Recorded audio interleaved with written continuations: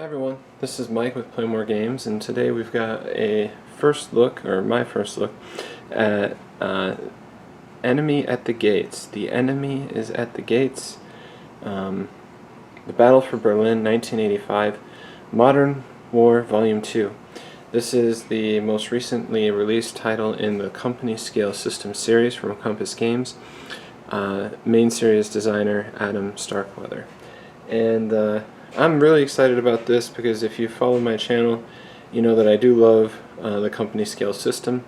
My first series of videos was actually a playthrough of the grand campaign of the Saipan module, so if you haven't seen that and you're interested, take a look. But this is the first one in 4 years. The last game that was released was Modern War Volume 1, which covered the Battle for Germany Fulda Gap scenario in a hypothetical World War III conflict, and a lot has changed since then. This is the first title to be published in a deeper 3-inch box, and part of that is because I believe of the components. The components I've already, as you can see, I've already taken this out of the box. The components have gotten a nice upgrade. So Compass has a new counter printer, these are thicker counters, fall apart much more easily than the old ones, so it's definitely very nice. This map area covers Berlin. You can kind of see the built-up city area and the area around it, so the airfield surrounding Berlin. And there's a lot of unique units in this game. The Berlin garrison, of course, is represented, but there's a lot of smaller units. So it even talks about on the back here how this is kind of a desperate action, and of course it certainly would be, but it can still be a lot of fun as a game, and I'm definitely looking forward to playing this. So let's first take a look at something that I am really excited about, which is the transition to a series rulebook.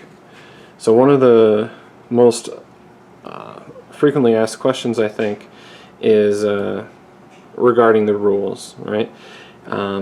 So previous titles might have had some changes, and in between them have rules applied differently in different games.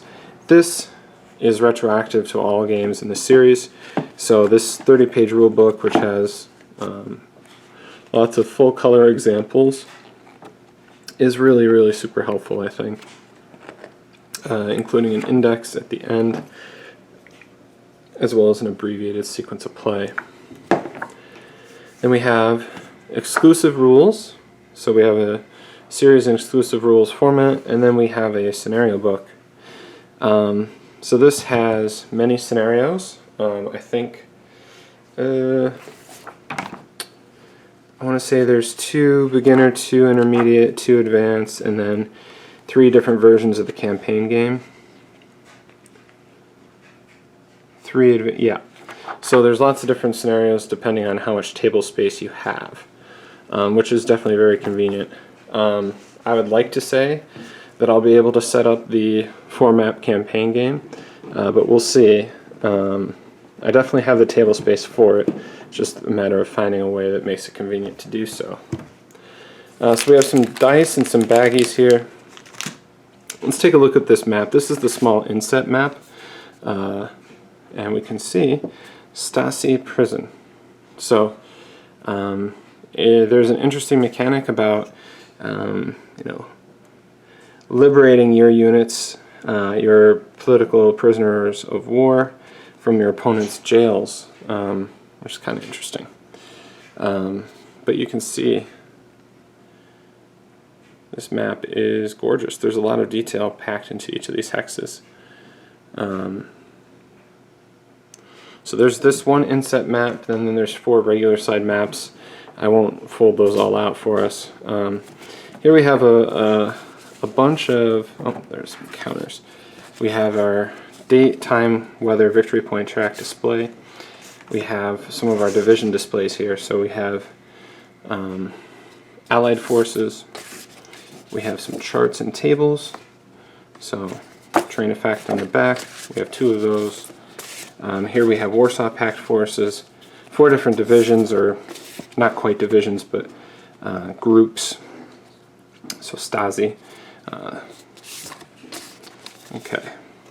So let's take a look at the counters. The counters are nice. They are nice and thick. They're ready to fall off the sprues. You can see that there's some regular infantry companies here, some light armored units, some tanks. But then you also have irregular units, like these are police units, which are pretty cool. And special weapons, of course. And you have heroes, or leader units, which make a return. This is a chit pull game, so you can see some of the chits for the chit pull down here. We have, I think, 9 counter sheets. Yeah, 1, 2, 3, 4, 5, 6, 7. 9 counter sheets, yeah. So those are all status markers at the end there. And then we can take a quick look at the maps here. Now the maps themselves too are also like a thicker cardstock. They're not flimsy paper maps, so they are really, really sturdy. You'll definitely want to probably lay them out with some plexi or put something on over them. But you can see that the nice level of detail is captured on all 4 of these maps. And you can take a look at some of the other ones here, some of the water effects, the woods. Yeah, there's 4 maps in total, 9 counter sheets, a bunch of divisional displays, 3 separate rule books. So, in summary, this is a fantastic production. The components are really, really nice, and I think the transition to a series and exclusive rule format and making those rules also retroactive to the previous titles, I think that's going to be beneficial for the system in the long run. And it says in the rules that the next title forthcoming is Anzio, which I think is part of the Liberation series, the first game in that series being the Montelimar battle. So I definitely look forward to that. If you are a fan of company scale system, this is definitely one that you'll want to check out. So thanks for watching. This is Mike with Play More Games. Thank you, and enjoy your day.